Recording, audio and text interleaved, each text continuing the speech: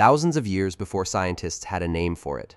Before satellites, before weather stations, a force buried beneath the ocean was quietly deciding which civilizations would rise and which would vanish forever. And the terrifying part? We've found the fingerprints, scratched into ice cores, or locked inside coral skeletons, hidden in the ruins of cities that simply stopped existing. So what exactly were the ancients experiencing, and why does it feel so familiar right now?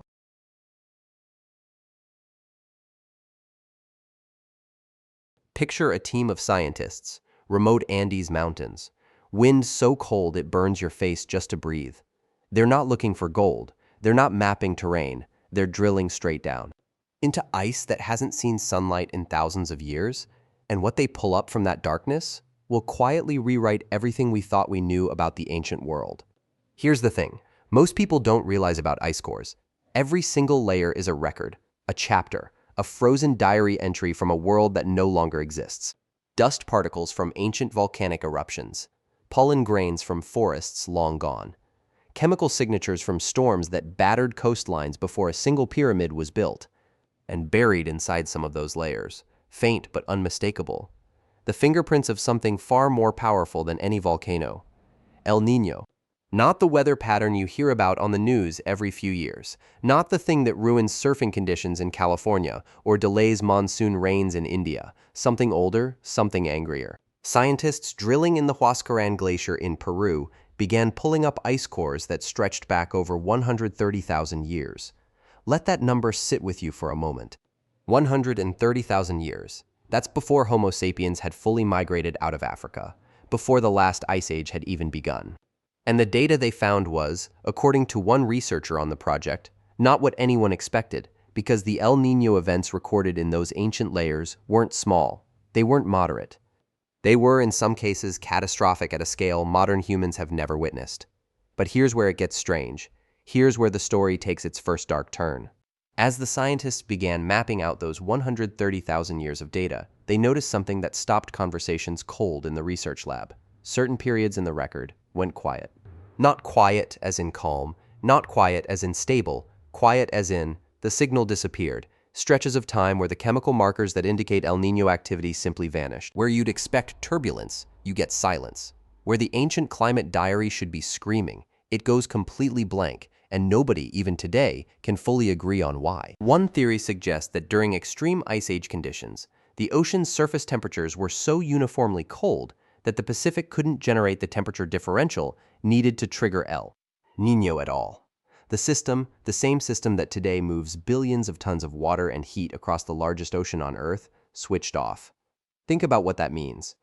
A force powerful enough to collapse harvests, flood coastlines, and reshape entire ecosystems can simply stop, and then like a sleeping giant stirring awake, restart. But the more unsettling discovery wasn't the silence. It was what came right after the silence. When El Niño returned from one of these dormant periods, it didn't return gently. The ice core data shows some of the most violent El Niño signatures appear immediately following these quiet gaps, as if the system had been building pressure, storing energy, waiting. Researchers studying coral records from the Pacific found something eerily complementary to this. Coral skeletons, just like ice, record the ocean's chemistry layer by layer, year by year. And what the coral showed was that these reawakening events produced ocean temperature anomalies that dwarf the worst El Niños of the 20th century. The 1997-98 El Niño, the one that caused an estimated $35 to $45 billion in damage globally, was considered monstrous by modern standards. The ancient reawakening events in the record were worse. How much worse? Scientists are still debating the upper limits. But some reconstructions suggest ocean temperature anomalies that would, if replicated today, fundamentally alter rainfall patterns across every inhabited continent on Earth simultaneously. Now imagine experiencing that with no satellites, no warning systems, no understanding of what's happening or why, no word for El Niño because the concept doesn't exist yet, just the sky changing, the rains failing, or refusing to stop. Here's the moment that changes the entire story. When paleoclimatologists, scientists who study ancient climates, began overlaying the ice core data onto maps of early human civilization, they found a pattern that was almost too clean to believe. The periods of maximum El Niño volatility in the ancient record align, with uncomfortable precision, to periods of maximum human stress in the archaeological record. Mass migrations, abandoned settlements, collapsed trade routes, famines written into the teeth of ancient skeletons through something called enamel hypoplasia, tiny lines of disrupted growth that form when a child's body is so malnourished that it pauses building its own teeth. Those lines are frozen moments of suffering. And they cluster around the same ancient centuries the ice cores flag as extreme El Niño periods. But the question that haunts researchers isn't whether El Niño caused suffering, it's something darker. Because in that same data, in the ruins of cities that emptied, in the migration patterns of entire peoples, there are a handful of civilizations that didn't collapse. Civilizations that seemed to absorb the chaos, that adapted, that left behind evidence of grain storage systems, irrigation infrastructure, and ritual calendars that some researchers now believe were tracking something, tracking a pattern, which raises a question that will shape everything that comes next in this story. Did the ancient world know El Niño was coming? And if so, what did they do about it? That's where we're going next. Around 4,200 years ago, something went terribly wrong across the entire ancient world. Not in one place, not in one civilization, everywhere, almost simultaneously. In Mesopotamia, the cradle of civilization, the birthplace of writing, of law, of organized agriculture, the Akkadian Empire simply stopped. Cities that had stood for centuries were abandoned within a generation. Excavations at Tel Leilin in modern-day Syria uncovered a layer of wind-blown dust, nearly a meter thick, sitting directly above the last signs of occupation. No gradual decline, no slow fade. Just people, then dust, then silence. In Egypt, the Old Kingdom, the civilization that built the Great Pyramids, that engineered the most ambitious construction projects in human history, collapsed into a period of such chaos that ancient texts describe it in terms of horror. The Ipuwer Papyrus, one of the most haunting documents ever recovered from antiquity, describes a world turned upside down. Famine so severe that people were eating their own children. The Nile, the lifeblood of an entire civilization, behaving in ways that defied everything the Egyptians believed about their world. In the Indus Valley, the great cities of Mohenjo-Daro and Harappa, cities with indoor plumbing and standardized weights and measures, cities more sophisticated in some ways than anything in contemporary Europe or the Middle East, entered a long, grinding decline from which they never recovered. On the other side of the planet, early agricultural societies along the coasts of Peru were being battered by floods so catastrophic that entire occupation layers are buried under meters of alluvial sediment, the kind of flooding that doesn't happen in a bad storm, the kind that happens when the ocean itself reorganizes. Historians spent decades looking for a common thread. Wars? Some regions had them, some didn't. Disease possible in isolated cases, not globally synchronized.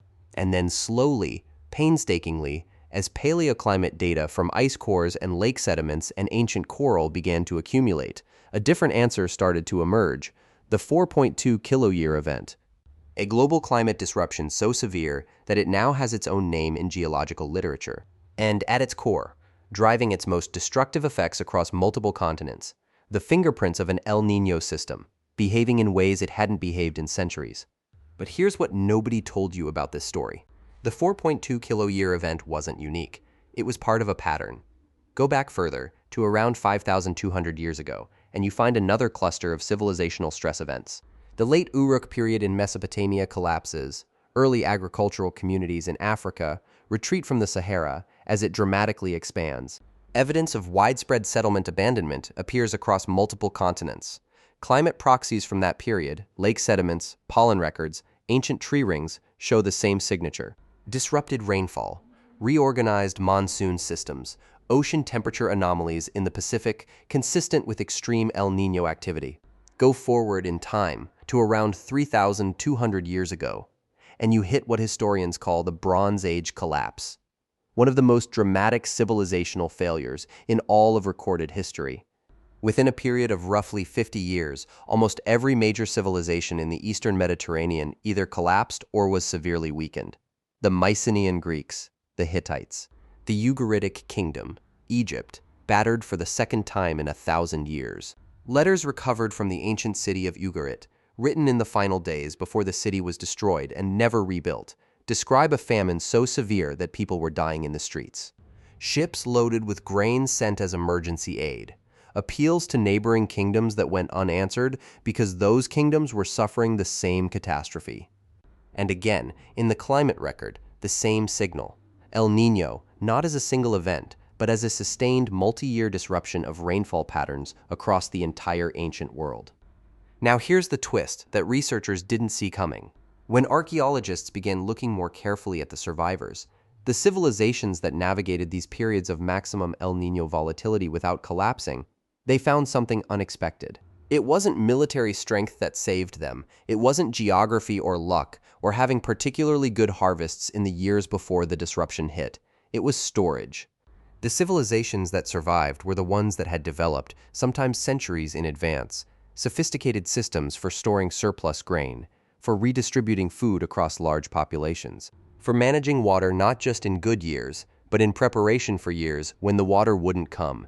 The ancient Egyptians, who did survive the 4.2 Kiloyear event better than the Akkadians, despite being equally exposed to climate disruption, had developed grain storage infrastructure along the Nile that allowed them to buffer multiple years of poor harvests. It wasn't comfortable. The texts from that period are full of suffering, but the civilization didn't collapse the way Akkad did. And the reason that matters isn't historical curiosity. It's because of what some researchers found when they looked at where that infrastructure was built, and when, in some cases, the construction of these massive grain storage and water management systems began before the climate disruptions hit, sometimes decades before, as if someone or some institution had looked at the available evidence and concluded that something bad was coming. But how could they have known? Here's the question that sits at the center of this entire story, the one that keeps archaeologists and paleoclimatologists up at night arguing. Was it luck? Did these civilizations simply happen to build infrastructure that coincidentally made them resilient to a climate disruption nobody could have anticipated? Or was there something in the ancient world, some form of knowledge, some pattern recognized across generations of observation, passed down through oral traditions or ritual calendars or astronomical records that modern scholarship hasn't fully decoded yet, that told them not exactly when, not with precision, but enough to prepare, enough to build, enough to survive what was coming while their neighbors, equally intelligent, equally sophisticated, were buried under a meter of wind-blown dust. Because here's what the archaeological record shows in Peru. In the very same region where those ice cores were drilled, structures, ancient ones, built along coastlines and river valleys in configurations that don't match any obvious defensive or religious purpose. Structures that are positioned with striking consistency in locations that would give their inhabitants the earliest possible warning of the ocean changes that precede a major El Niño event. Structures that some researchers now believe weren't temples. They were observatories, watching the sea, and what those ancient watchers discovered, and what it means for us right now, is exactly where this story is about to go. Off the coast of Peru, beneath about 30 meters of Pacific Ocean water, there are coral colonies that have been growing, slowly, silently, continuously, for over 500 years. Every year, like clockwork, they add a new layer, a new ring, a new chapter in a chemical diary that records the exact temperature of the water they grew in, the salinity, the oxygen isotope ratios that shift when warm El Niño water displaces the cold upwelling that normally dominates this coastline. Scientists who learned to read these coral skeletons discovered something remarkable. El Niño doesn't just happen, it breathes. It has a rhythm. Not perfectly regular, not like a metronome, but statistically distinct, recurring patterns of intensity that cycle over decades, periods where El Niño events cluster close together, growing stronger with each successive cycle, followed by quieter intervals, followed almost inevitably by another cluster.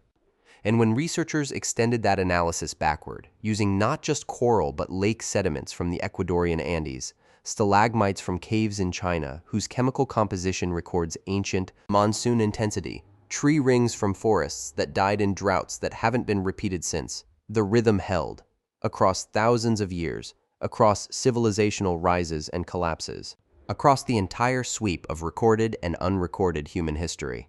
El Niño pulses. Now, here's the thing that changes everything about how you'll think about this pattern from this moment forward. If El Niño pulses, if it has rhythms that can be detected, analyzed, and to some degree anticipated across centuries of data, then the question isn't whether ancient peoples could have noticed the pattern. The question is whether they did.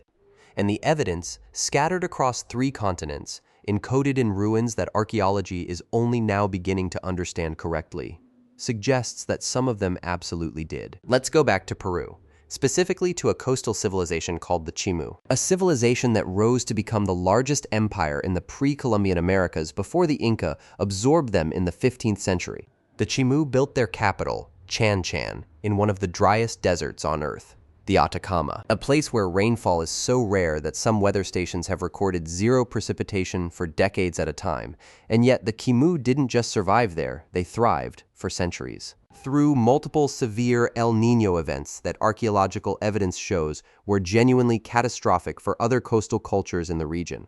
How? Their irrigation infrastructure was extraordinary. That much has been known for decades. But when researchers began studying the orientation and placement of Chimú water management systems with modern satellite imagery and ground-penetrating radar, something surprising emerged. The system wasn't just designed to capture water when it rained. It was designed to capture water from the specific locations and in the specific volumes that only produce runoff during extreme El Niño flooding events.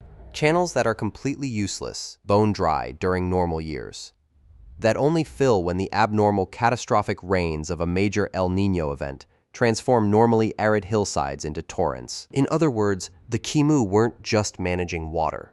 They were harvesting El Niño, treating the very event that destroyed their neighbors as a resource.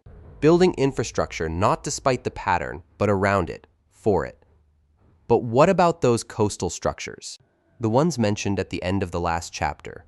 The ones positioned to give early warning of ocean changes? Researchers studying pre-Inca ceremonial sites along the Peruvian coast have noted something that keeps generating quiet, careful debate in academic circles. Several major ceremonial platforms, huacas, are positioned at elevations and coastal orientations that would give observers a direct, unobstructed view of the ocean horizon. Specifically, the zone where sea surface temperature changes first become visible through shifts in ocean color, fog behavior, and the movement of certain bird species that respond to upwelling, disruption before any other visible signal appears.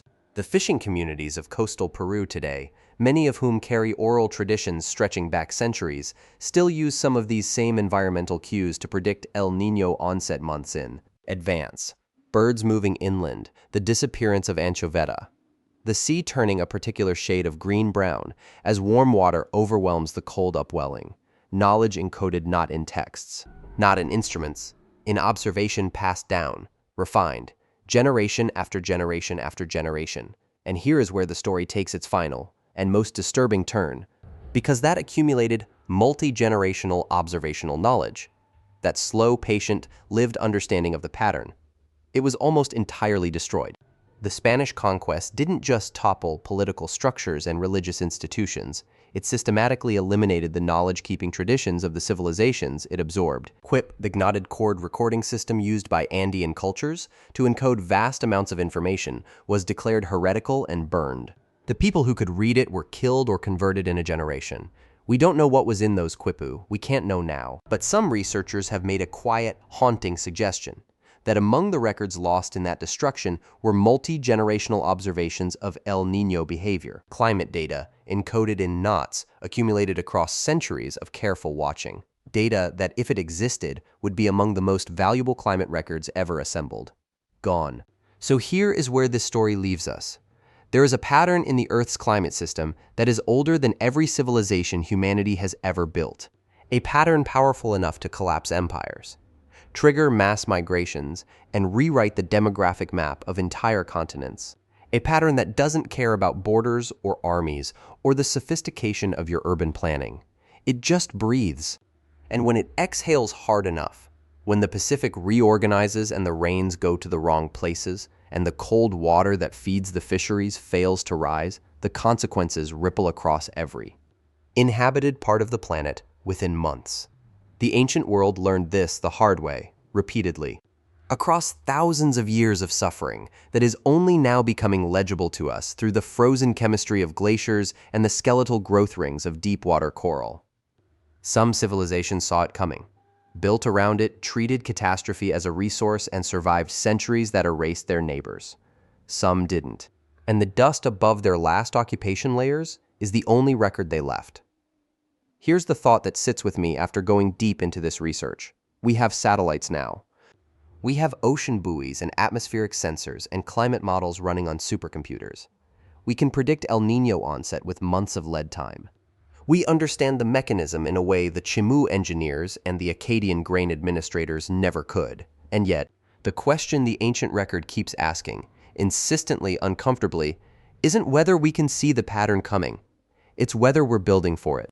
Whether the infrastructure we're constructing right now, the cities we're expanding onto coastlines, the agricultural systems we're making more efficient but less resilient, the grain reserves we're reducing in the name of just-in-time economics, reflects a civilization that has genuinely learned from what the ice and the coral and the abandoned ruins are trying to tell us. Or whether 1,000 years from now, someone will be drilling into the ice above our layer, reading our chemical signature and wondering what we were thinking. What do you think? Did the ancient world understand more about climate than we give them credit for? And more importantly, do you think we're actually prepared for what the pattern suggests is coming? Drop your answer below. I read every single one. And if this kind of deep dive into hidden history is what you're here for, the next video goes somewhere you won't expect.